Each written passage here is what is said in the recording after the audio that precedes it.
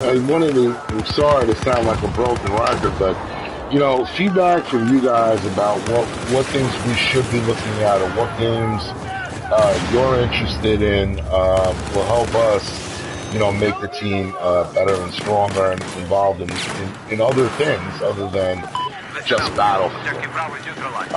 But I want some feedback about this. It has been discussed amongst the officers about committing to just one core game and disregard, setting up different branches. Just everybody, come together on one title. And I'd like you guys to give us some feedback. I know how the officers feel about that. I will say that most of the officers are supportive of, moving the team to one specific title on PlayStation 4 or two, in which case Destiny, but I guess we don't know how big Destiny is going to be yet, so that's kind of, up in the air, but focusing our efforts on one or two titles. Now, let's say, for instance, PlanetSide 2 doesn't meet our expectations or falls short on what they promised. Well, then we'll look at Destiny closely and see where we can go from there. I guess the bigger point is that nothing's necessarily written in stone. That we can and will change and try and service our membership the best we can. So, but again, if we don't have communication from you guys about what things you want, it's pretty hard for us to get everything together and make it worthwhile for all of us if we don't get any feedback. So participation is really kind of important. I mean, we've tried to, spread out a little bit, with the social media. I mean, perhaps we're not necessarily on the particular social medium that you like and, you would want us to try and do that. Well, sure, we can. I mean, that's always a possibility. Where we are right now is on Twitter, YouTube, Facebook on the largest ones. But if there's something that you thought, a particular social application that you think that we'd be better suited in, let us know. Now, I'd like to shift gears here a little bit and focus a little on PlayStation 4 a bit. And talk about, Share Factory and what its capabilities are and how it can really add to your fun. I'm sure most of you, if you've been on the website recently, would have seen that I have made a few different types of videos. I've made a first impressions video, a couple of them on Wolfenstein and Watch Dogs. I also made a medic tip video for Battlefield 4. And most recently,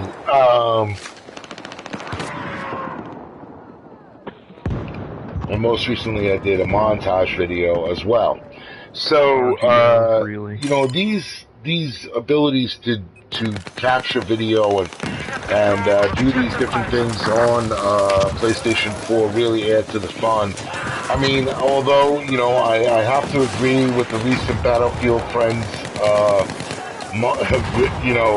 video that says that it is an oversaturated market on YouTube with people doing commentary type videos, and frankly, I'm not going to even bother trying to say that I'm even in the ranks of anything like that. It was kind of just a fun thing to do, to see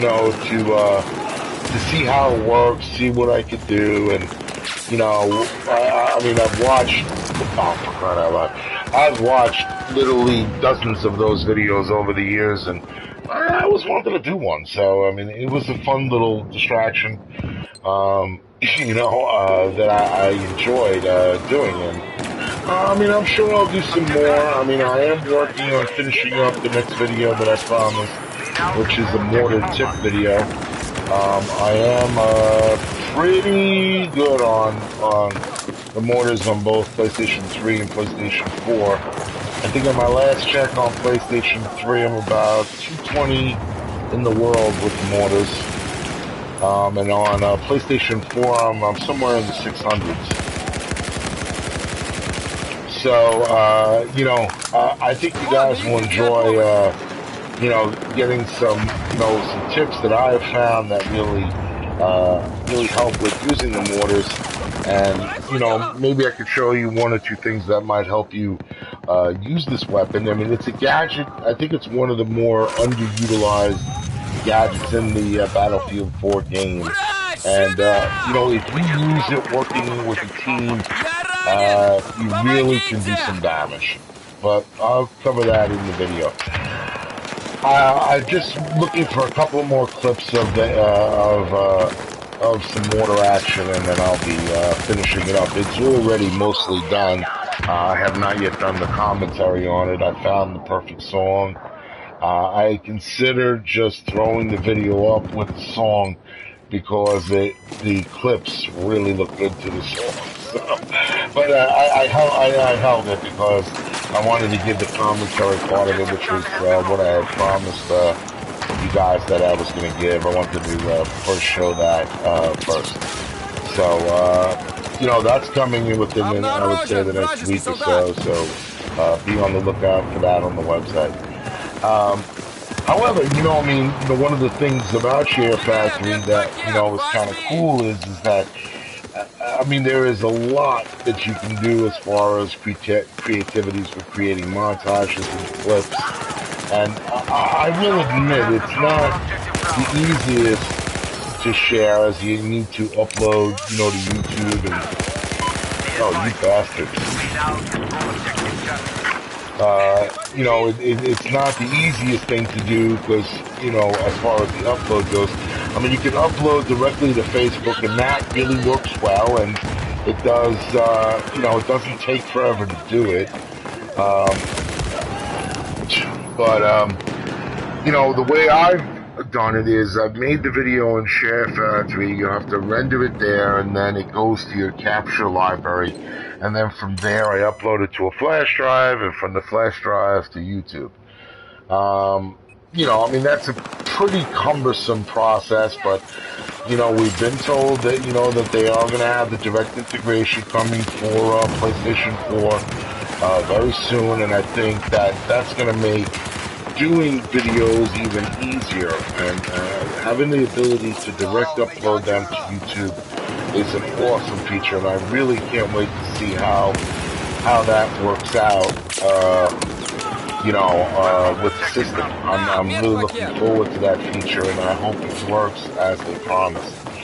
I wanted to talk real briefly about the gaming industry right now and some impressions that I have about this, and it kind of, I think everybody, most gamers, who are consumers because they spend a shitload of money on this, are genuinely pissed off. I know I am pissed off in being promised titles at a certain date and then it being delayed. I understand the motivation behind doing this. It is a lot related to the financial side of the business, where these are the developers and studios are publicly traded companies, on the stock market. Therefore, information about what they're doing and when a title is going to be released is important because it directly relates to their revenue. And, if their revenue is going to be down, their stock's going to go down, and, hell, the company can go out of business. But I think there's also a revolution coming. I think that gamers are generally friggin' tired of spending good hard-earned money to get a broken or an incomplete game. I know I am. I think Battlefield 4 really brought it to a head, and honestly, I think that the disaster Battlefield 4 was at its launch and current state today has dealt a brutal blow to Electronic Arts, but I think at the same time it's also woken up some developers that, the party is over. We need to do this better, that, how we release games and how we market the games need to be looked at more closely. That setting arbitrary release dates is stupid. It's going to hurt a game. Because if you set up a particular date for a release of a game, there are inherent issues that are or pitfalls with that strategy. I mean, computer software, is a science, but it isn't an exact science. It takes time. It's complicated, and there is no generally easy fix to some of the complications we've seen here in Battlefield 4. I mean, it's easy to say, well, listen, if you banned, South American players, it solved half the problem, and I honestly think that's probably true. But that's not realistic to the business side of video games, and I think inherently this creates a dilemma for the developers where they want to create a title, a good title, they want it to work, but the financial side says that they have to do it in 6 months instead of a year. And let's face it, geeks want as much time as they can get to perfect the product. However, the financial side and the pressures that go with that make it very difficult to attain, that balance where they can, develop a title, test it, and then, market it and release it. Next-gen titles cost a fortune to make. A fortune. Millions of dollars.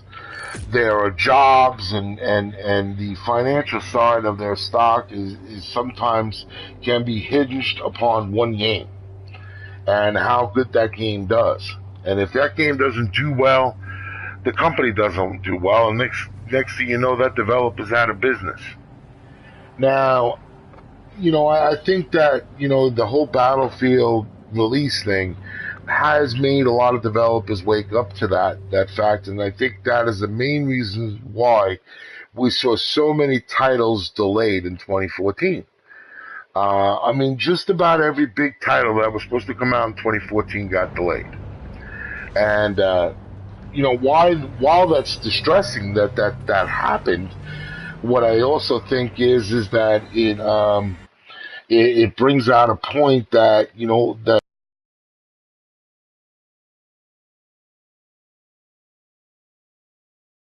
it's the expectation of what days they could be released are sometimes above what's feasible, and I think that they need to work on figuring out that balance so that we don't run into these debacles. I mean, frankly, I've changed my whole strategy in buying video games in general. I mean, at this point right now, I don't want to lay down $60 on any title until I've heard what other TLM members say about the game, what I see online about it, and such like that. I mean, I really don't want to even bother spending any money on a game because, I've had so many letdowns lately in certain titles. And what they were supposed to be and what I had hoped they would be and what they inevitably, what kind of product we were getting. So, I mean, that's really, how I feel about the game and industry in general as far as what they've been doing recently. The other thing that's kind of bothering me is free-to-play titles. Now, while I'm optimistic, about PlanetSide 2, I don't like the whole formula. I never did. I didn't like it on Facebook, and I certainly am not going to like it with my PS, my PlayStation, time as well. So, I mean, I have concern for the free-to-play titles because I don't like being nickel and dime. If the game works and it is, and it's something that I want to buy, yeah, I don't mind spending $60 on a title. But I don't want to be nickel and dime for $160 to be able to play a free-to-play title and be competitive in it, or to enjoy it. I mean, that's ridiculous, at least in my impression. So, I mean,